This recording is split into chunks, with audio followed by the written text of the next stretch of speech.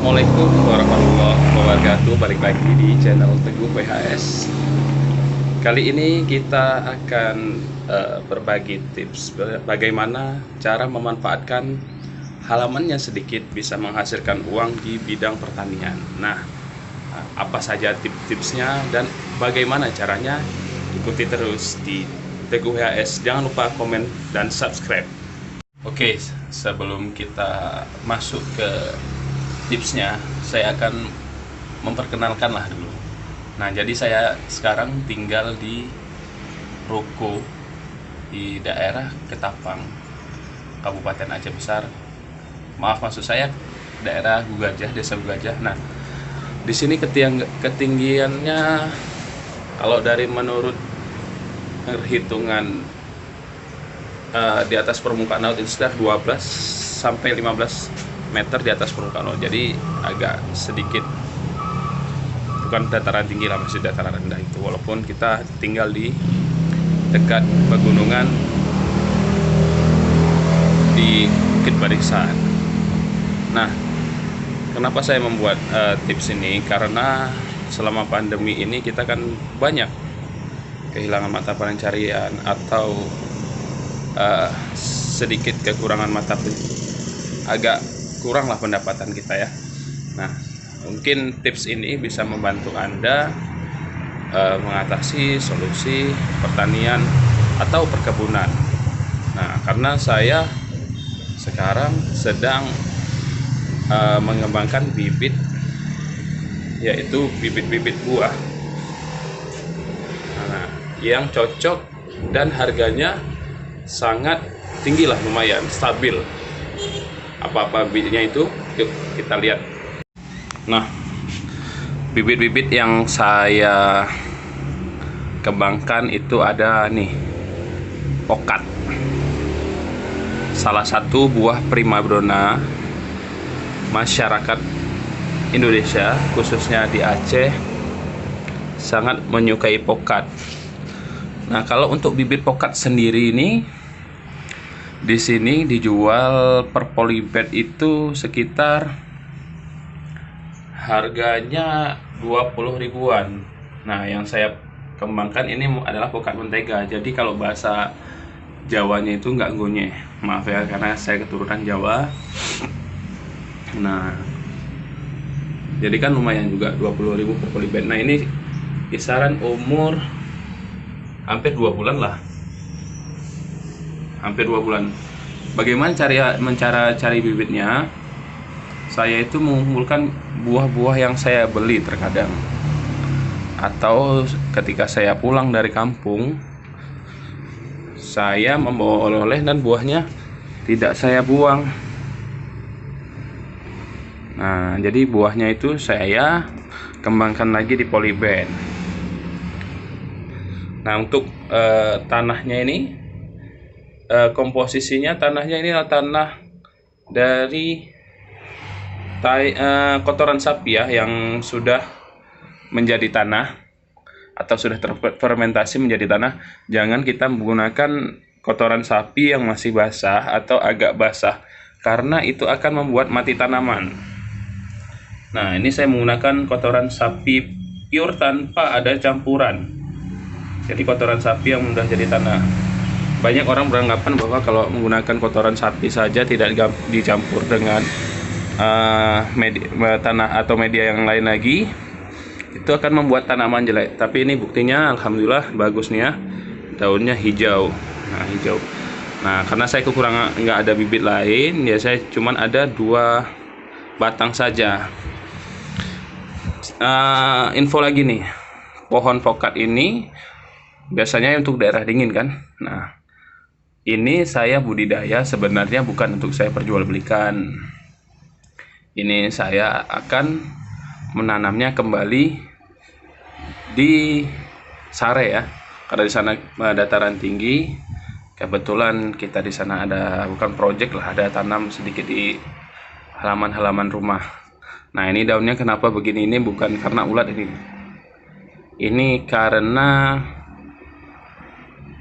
anak saya sih suka merobek-robeknya. Nah, ini daunnya sudah saya pangkas, daun tuanya.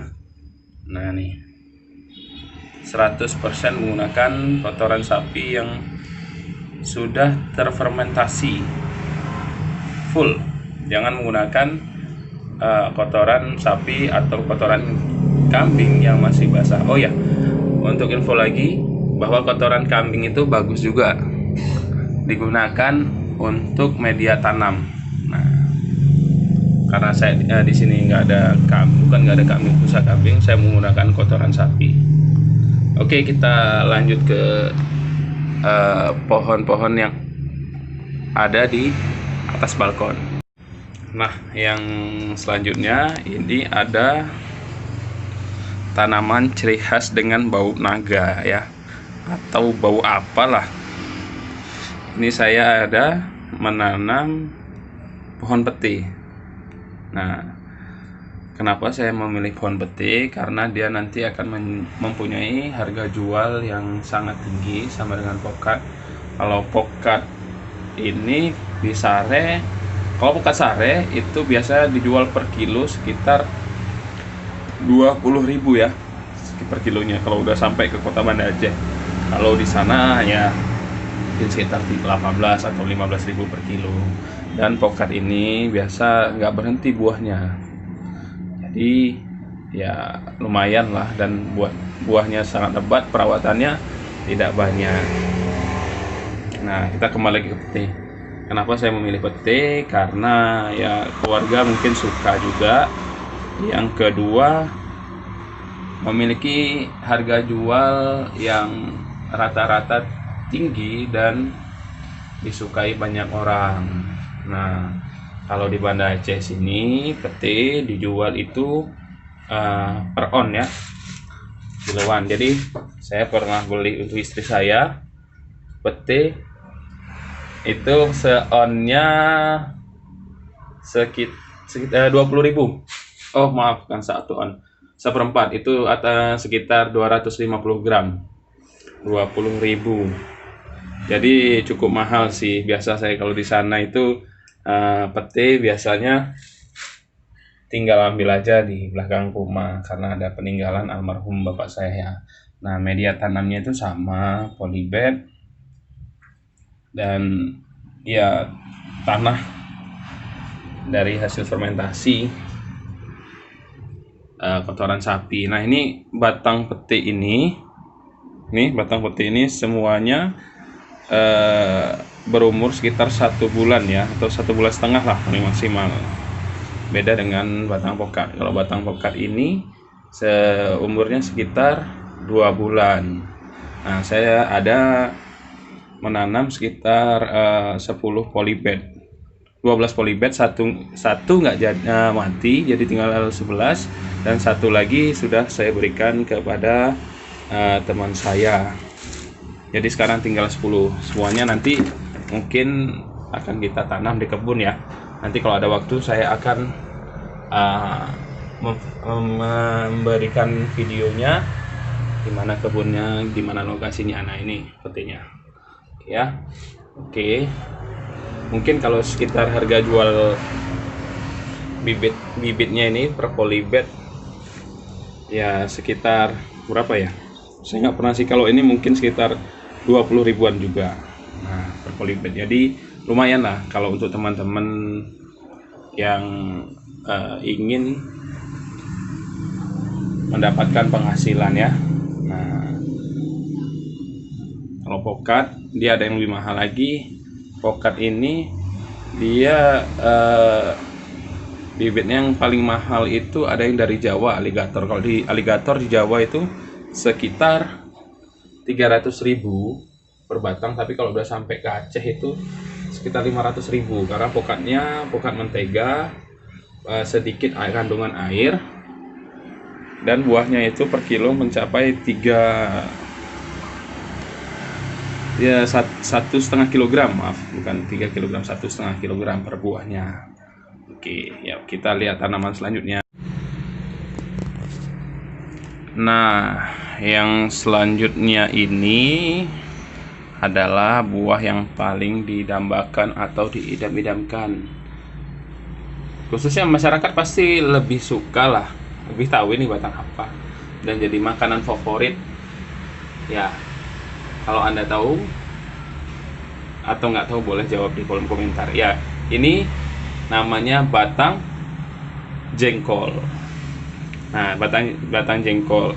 Untuk buah jengkol sendiri di pasar Ketapang di sekitaran Banda Aceh itu biasanya dijual kalau lagi mahal itu mencapai 30 kg 30.000 per kilogramnya. Itu masih ada sama kulitnya, belum dikupas. Kalau dikupas ya mungkin lebih mahal lagi, tapi rata-rata penjualannya 25.000 sih per kilo. Oke, kita lanjut lagi ya. Ya bener sih, sekitar 25.000. Jadi ya lumayan sih. Kalau masa panen jengkol itu lebih lama biasanya, sekitar tunggu pohon berumur sekitar 5 tahun lah, sama kayak petir. Tapi kalau pokat ini 3 tahun biasanya sudah berbuah. Jengkol saya membudidayakan ini ada sekitar 10 batang. Jadi satu yang nggak jadi tinggal 9 batang. Ini sekitar umurnya sama. Oh, beda jauh. Mohon maaf, sama peti itu lebih duluan peti, berarti ini sekitar 1 bulan. Karena bibitnya telat datang, bukan telat datang sih. Ini buahnya saya ambil dari kampung juga, dari kampung saya, jadi telat ada bibit lah. Nah, ini jengkolnya ini kalau kita bilang jengkol jenis ini buahnya kenyal-kenyal, tapi nggak tahu sih nanti akan nurun atau enggak. Tapi yang sudah di rumah itu enak jengkolnya. Kalau bahasa ininya nggak gunyah, bahasa Jawanya ya. Media tanamnya seperti biasa nih, tanah biasa. Nah,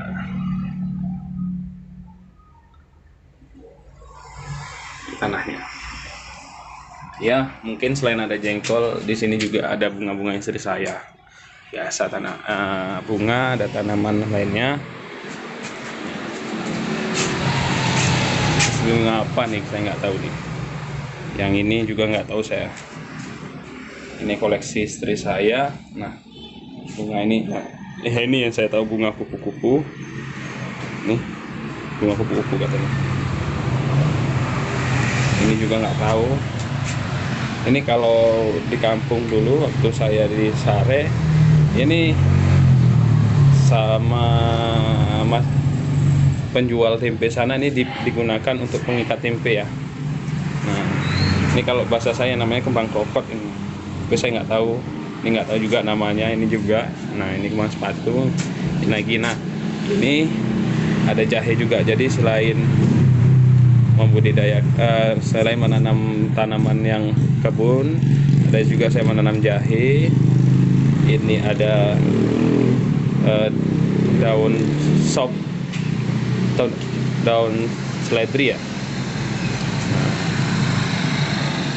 Maaf, mungkin daun seledri ini digunakan nanti kalau ya pengen masak mie. Jadi ada tanaman obat juga. Nah, ini ada pohon cempaka sih, tapi kayaknya nggak berhasil nih, keriting daunnya. Ini ada tomat. Nah, ini sudah berbuah. Nah, ini buahnya. Nah, akan berbuah. Nah, ini bibitnya. Nah, kelihatan kan kalau saya itu berada di kota. Ini semua. Oke, tanaman saya. Nanti saya akan bawa pulang lagi ke Sare nih semuanya nih, untuk ditanam ya. Nah, itulah bagaimana tips, maksud saya ya tips mungkin bisa menghasilkan uang ketika pandemi. Salah satu tanamannya kita tanam di atas balkon ini. Ya, panjangnya 3 meter kali 1 meter lah. Jadi banyak menampung polybag, ada sekitar 30 lebih polybag. Nah, tanaman saya yang lain itu banyak yang belum tumbuh. Jadi nanti ketika tumbuh kita review lagi. ada tanaman obat. Jadi kalau yang tanaman seperti sayur-sayuran itu tomat, daun-daun seledri ya bisa membantu lah untuk mengurangi pengeluaran. Nah, untuk bibitnya gimana? Kalau tomat itu saya ambil bibitnya itu ya dari tomatnya kita beli belanja itu, kita cuci bibitnya, langsung kita masukkan ke media tanam. Jadi saya langsung masukkan, nggak ada saya apalah yang harus direndam dulu, nggak. Kalau yang kita rendam tuh bibit pokat, saya rendam dulu sampai pecah bijinya, petik itu juga sampai keluar akarnya, saya rendam satu hari satu malam lah. Jengkol begitu juga. Nah ya mungkin kalau ada senior yang mengerti di bidang pertanian boleh juga memberikan tips lagi kepada saya, karena saya pemula. Nah demikian saja vlog hari ini, info-info hari ini. Jika bermanfaat ya mohon untuk diikuti atau di share lah ke depan. Kalau ada kesalahannya itu dari saya, ya segitu aja dulu. Jangan lupa follow Instagram kita di teguh_WHS. Jangan lupa like, comment, dan subscribe. Like ya, bukan like. Itu ngikutin channelnya Rizky Art. Oke, demikian aja. Assalamualaikum warahmatullahi wabarakatuh. Sampai jumpa di video selanjutnya.